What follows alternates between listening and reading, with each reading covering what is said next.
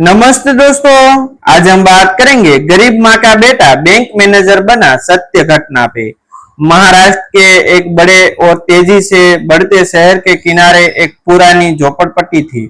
उसी बस्ती की तंग गलियों में रहने वाली एक औरत थी, शांत उम्र लगभग 40 के आसपास, चेहरे पर थकान की रेखाएं, लेकिन आंखों में अजीब सा आत्मविश्वास। शांत की जिंदगी आसान नहीं थी। पति की मौत बहुत पहले हो चुकी थी और उसके बाद दुनिया की हर जिम्मेदारी उसके कंधों पर आ गई थी। पेट पालने के लिए उसने कई भी काम छोटा नहीं समझा। कभी घरों में बर्तन मांजती, कभी सड़क किनारे बैठकर पुराने कपड़े बेचती।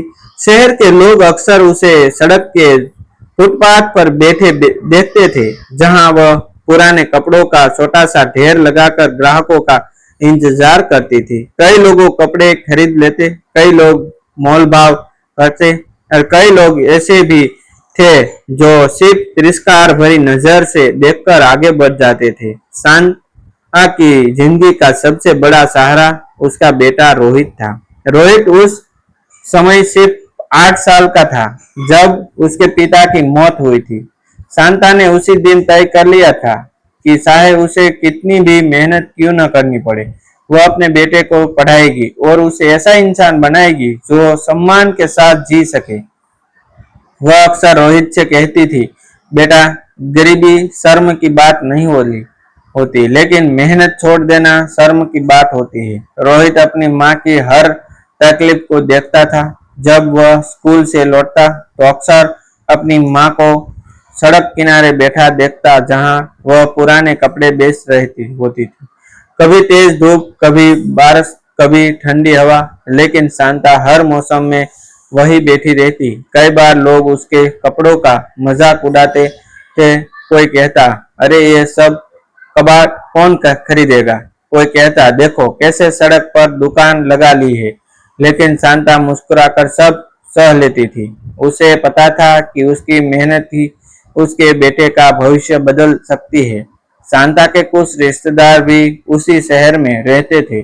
उनमें सबसे अमीर थे उसके देवर महेंद्र और उनकी पत्नी रेखा। महेंद्र का बड़ा बिजनेस था, कपड़ों की कई दुकानें, शहर में बड़ा घर और समाज में बहुत नाम। उनकी जिंदगी शानो शौकत से भरी हुई थी, लेकिन शांता की गरीबी उन्हें हमेशा शर्मिंदगी की तरह लगती थी। महेंद्र और रेखा को लगता था कि अगर शांता उनके घर जाएगी तो समाज में उनकी इज्जत कम हो जाएगी, इसलिए उन्होंने धीरे धीरे इससे दूरी बना ली थी। एक दिन खबर फैली कि महेंद्र के घर बहुत बड़ी पार्टी होने वाली है। उनके बेटे की सगाई थी और शहर के बड़े बड़े लोग उसे पार्टी में आने वाले थे। पूरा घर सजाया जा रहा था, लाइटें लग रही थी, बड़े होटल से खाना मंगाया जा रहा था, रिश्तेदारों को निमंत्रण जा रहे थे। बस्ती में रहने वाले कई लोगों को भी यह खबर मिली, क्योंकि महेंद्र का घर ज्यादा दूर नहीं था। रोहित ने भी स्कूल में अपने दोस्तों से सुना कि उसके चाचा के घर बहुत बड़ी पार्टी होने वाली है। उसने मासूमियत से अपनी माँ से पूछा, माँ, क्या हम भी उस पार्टी में जाएंगे? शांता कुछ पल चुप रही। उसे पता था कि उन्हें नियंत्रण नहीं मिला है, लेकिन वह अपने बेटे का दिल नहीं तोड़ना चाहती थी। उसने धीरे से कहा, देखते हैं बेटा। कुछ दिनों बाद जब पार्टी का दिन आया तो शहर के कई बड़े लोग महेंद्र के घर पहुंचे। महंगी कारें आ रही थी, चमकदार कपड़े पहने लोग हंसते बातें करते अंदर आ रहे थे। उधर रोहित अपनी माँ के साथ सड़क किनारे बैठा था, जहां शांता कपड़े बेच रही थी। उसी समय उसने दूर से स्वासा के घर की रोशनी देखी। रोहित बोला, माँ, कितना सुंदर लग रहा है सासा का घर। शांता ने भी उधर देखा और मुस्कुरा दी, लेकिन उसके दिल में हल्की सी सुगंध जरूर हुई। उसी समय वहां से गुजर रही एक पड़ोसन ने ताना मारते हुए कहा, अरे शांता, तुझे बताया नहीं क्या पार्टी में? आखिर तू भी तो रिश्तेदार है। शांता ने मुस्कुरा कर कहा, नहीं बहन, शायद उन्हें लगा होगा कि मैं वहां ठीक नहीं लगूंगी। असल में सच्चाई यही थी। महेंद्र और रेखा ने जानबूझकर शांता को नियंत्रण नहीं भेजा था। उन्हें डर था कि अगर सड़क पर पुराने कपड़े बेचने वाली उनकी गरीबी रिश्तेदार पार्टी में आ गए तो मेहमान क्या सोचेंगे। उस रात जब पार्टी चल रही थी, रोहित अपनी माँ के साथ घर लौट रहा था। रास्ते में उसने धीरे से पूछा, माँ, क्या हम गरीब होने की वजह से वहां नहीं जाएंगे?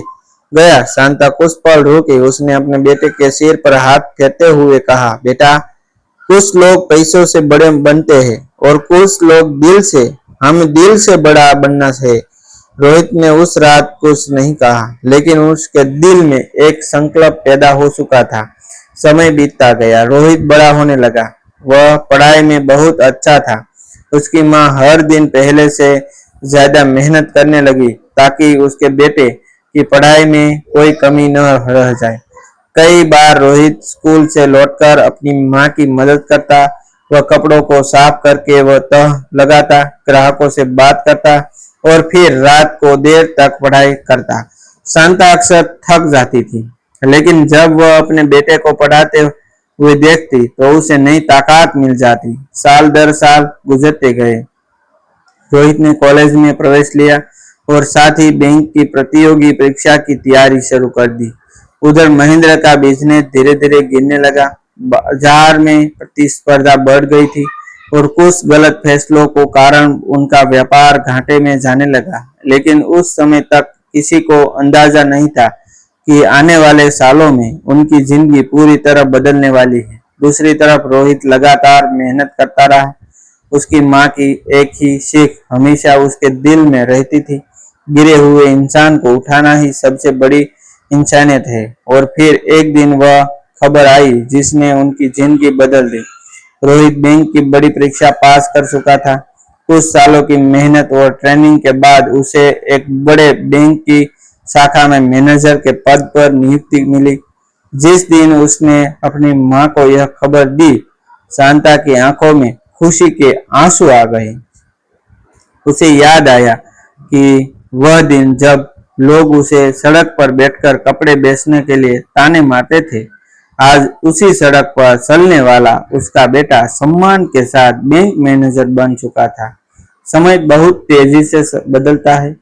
कभी जो लोग ऊंचाई पर होते हैं उन्हें लगता है कि उनकी चमक कभी फीकी नहीं पड़ेगी, लेकिन जिंदगी का सच यह है कि वक्त हर इंसान की परीक्षा लेता है। ऐसा ही कुछ हुआ महेंद्र के साथ। 10 साल पहले जो महेंद्र शहर के बड़े व्यापारियों में गिने जाते थे, जिनके घर में रोज मेहमान आते थे, जिनकी पार्टी में शहर के बड़े लोग शामिल होते थे, वही महेंद्र अब गहरी आर्थिक परेशानी में फंस चुके थे। उनके कपड़े का कारोबार धीरे धीरे घाटे में जाने लगा था। पहले उन्होंने सोचा कि यह सिर्फ कुछ महीनों की परेशानी है, लेकिन हालत हर साल और खराब होते गई। कुछ गलत निवेश, कुछ बाजार की प्रतिस्पर्धा और कुछ किस्मत का खेल, इन सब से मिलकर उनका पूरा कारोबार हिला के दिया। धीरे धीरे दुकानें बंद होने लगी, कर्ज बढ़ने लगा और बैंक का दबाव भी बढ़ने लगा। महेंद्र और उनकी पत्नी रेखा के लिए यह सब किसी बुरे सपने जैसा था। जिन लोगों के बीच कभी उनकी बड़ी इज्जत थी, वही लोग अब उनसे दूरी बनाने लगे थे। फोन कम आने लगे, मिलने जुलने वाले लोग भी कम हो जाए। एक दिन घर में बैठकर महेंद्र बहुत देर तक सोचते रहे। आखिर उन्होंने फैसला किया कि अगर कारोबार को बचाना है तो बैंक से लोन लेना ही पड़ेगा। अगले दिन सुबह वह जरूरी कागजों की फाइल लेकर बैंक पहुंच गए। यह वही शहर था, लेकिन उनकी स्थिति अब पहले जैसी नहीं थी। पहले जब वे बैंक आते थे तो लोग उन्हें पहचानते थे, सम्मान से कुर्सी देते थे। आज वह सामान्य ग्राहकों की तरह लाइन में खड़े थे। कुछ देर बाद कर्मचारी ने उनकी फाइल देखी और कहा, आपको मैनेजर से मिलना होगा। महेंद्र ने सिर हिलाया और धीरे धीरे मैनेजर के केबिन की तरफ बढ़ गया। केबिन का दरवाजा बंद था। उन्होंने हल्के से मस्तक दी। अंदर से आवाज आई, आइए। महेंद्र ने दरवाजा खोला और अंदर कदम रखा। कमरे में सामान एक बड़ी मेज थे और उनके पीछे बैंक मैनेजर अपनी फाइल देख रहे थे। महेंद्र ने धीरे से कहा, सर, मुझे लोन के बारे में बात करनी है। मैनेजर ने सिर उठाया और उसी क्षण महेंद्र की आंखों फैल गई। सामने बैठा हुआ व्यक्ति कोई अनजान अधिकारी नहीं था, वह रोहित था, उसी शांता का बेटा जो कभी सड़क किनारे पुराने कपड़े बेचती थी और जिसे उन्होंने अपनी शानदार पार्टी में बुलाना जरूरी नहीं समझा था। महेंद्र के हाथ से फाइल लगभग छूट गई। उनके चेहरे का रंग बदल गया। उन्होंने इस साल पुरानी वह रात याद आ गई जब उन्होंने जानबूझकर शांता को निमंत्रण नहीं भेजा था। रोहित ने भी उन्हें पहचान लिया था। उस पल के लिए कमरे में गहरी खामोशी छा गई। फिर रोहित ने शांत स्वर में कहा, बैठिए चाचा जी। महेंद्र हिचकते हुए कुर्सी पर बैठ गए। उनके मन में शर्म, संकोच और डर तीनों एक साथ थे। रोहित ने उनकी फाइल उठाई और ध्यान से देखने लगा। कुछ देर बाद उसने पूछा, आपको कितना लोन चाहिए? महेंद्र की आवाज धीमी थी, बेटा, अगर बैंक मदद कर दे तो मेरा कारोबार फिर से खड़ा हो सकता है। उनकी आंखों में उम्मीद भी थी और झिलक भी। रोहित कुछ पल चुप रहा। उसके मन में बचपन की कई यादें घूम रही। उसे वह रात याद आ गई जब उसकी माँ सड़क किनारे बैठी थी और दूर से सासा के घर की चमकती हुई पार्टी देख रही थी। लेकिन उसी पर उसे अपनी माँ की एक बात भी याद आई, बेटा, जिंदगी में अगर कभी कोई गिरा हुआ इंसान मिले तो उसे उठाना, क्योंकि इंसानियत वही से शुरू होती है। रोहित ने धीरे से फाइल बंद की और मुस्कुराया। उसने कहा, चिंता मत कीजिए सासा जी। महेंद्र ने हैरानी से उसकी तरफ देखा। रोहित ने आगे कहा, लोन की प्रक्रिया पूरी हो जाएगी। बैंक के नियमों के अनुसार जो संभव होगा वो मैं जरूर करूंगा। महेंद्र की आंखों में नमी आ गई। उन्हें समझ नहीं आ रहा था कि क्या कहे। रोहित ने दस्तावेजों पर हस्ताक्षर करते हुए मुस्कुराकर कहा, चिंता मत कीजिए चाचा जी, मेरी माँ ने मुझे गिरे हुए लोगों को उठाना सिखाया है। ये सुनते ही महेंद्र का सिर झुक गया। उनकी आंखों से आंसू निकल आए। उन्होंने धीमी आवाज में कहा, बेटा, हमसे बहुत बड़ी गलती हो गई। हमने तेरी माँ की गरीबी देखकर उसे छोटा समझ लिया था। रोहित ने सम्मान से कहा, गरीबी कभी इंसान को छोटा नहीं बनाती चाचा जी, सोच इंसान को छोटा बनाती है। कुछ देर बाद महेंद्र बैंक से बाहर निकले। आज उनके दिल में अजीब सा एहसास था, शर्म भी, पछतावा भी और गर्व भी। उन्हें एहसास हो चुका था कि जिस औरत को उन्होंने कभी अपनी पार्टी में बुलाना जरूरी नहीं समझा था, उसी औरत की परवरिश ने एक ऐसा बेटा तैयार किया था जो आज भी रिश्तों और इंसानियत की कीमत समझता था। उधर रोहित अपनी केबिन में बैठा था। उसने फोन उठाया और अपनी माँ को कॉल किया। फोन उठते ही उसने मुस्कुराकर कहा, माँ, आज आपकी एक सीख फिर काम आ गई। शांता ने पूछा, कौन सी सीख बेटा? रोहित ने जवाब दिया, गिरे हुए इंसान को उठाना ही सबसे बड़ी इंसानियत होती है। फोन के उस पार शांति आंखों में आंसू आ गए, लेकिन इस बार ये आंसू दुख के नहीं, गर्व के थे।